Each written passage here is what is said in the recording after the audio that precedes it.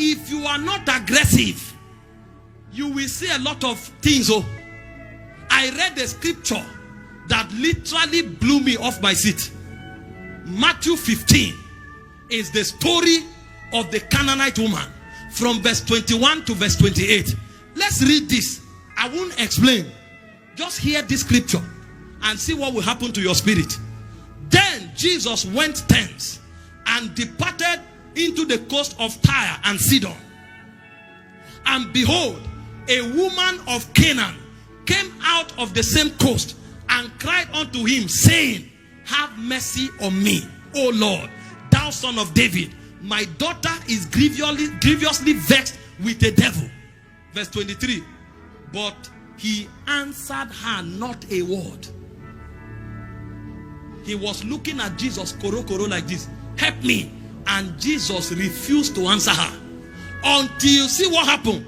And his disciples came and besought him, saying, send her away, for she cried after us. That means Jesus kept quiet until the thing drew attention.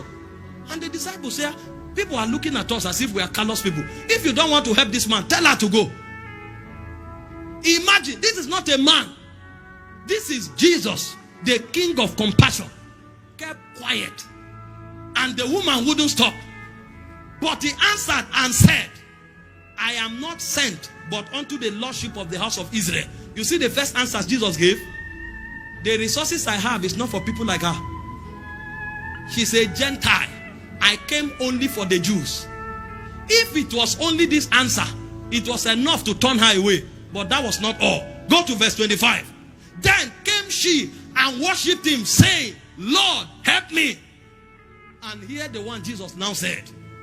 But he answered and said, it is not meet to take the children's bread and cast it to dogs. I'm showing you what dogged faith is. That even when God says no, your faith can say yes. Because God can't deny faith.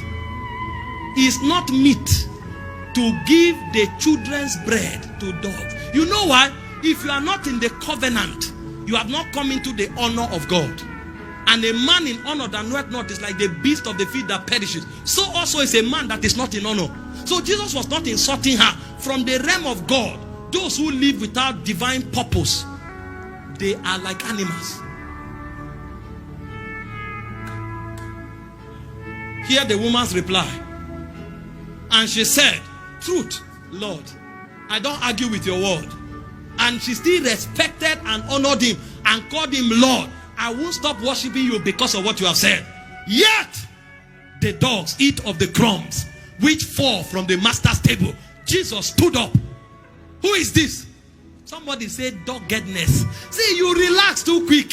Oh Lord, heal me. You go and lie down. I don't know why God is not healing me. I must be healed. It is either yes or yes. And it must be yes. And it cannot but be yes. Jesus stood up. Hear Jesus' response and said unto her, oh, that's exclamation. The man surprised the master. I thought you knew all things, sir. Yes, I do. But when I see some things that I know, even me, I wonder.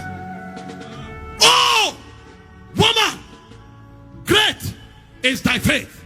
Be it done unto thee as thou wilt.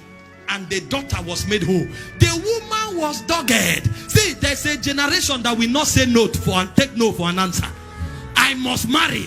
Nothing will stop it. I must prosper. Nothing will stop it. I must work miracles. Nothing will stop it. See, I'm not part of those who are going to cry as if heaven and earth has passed away. I will beseech the master until it happens. Because I know the will of God. In Matthew 8 from verse 1 to 3, Jesus was coming down from a mountain. And a leprous man went to him and said, Master, if thou be willing, thou shalt make me whole. Jesus said, I'm willing. I know the will of God concerning my prosperity. I know the will of God concerning my health. I know the will of God concerning my life. So I will not take no for an answer. Most of us are not dogged. Time makes you change your mind. Men make you change your mind. I've quoted for you many times the story of Bartimaeus. He was shouting from when Jesus entered Jericho till Jesus went out. Jesus entered Jericho and ignored him. He didn't stop.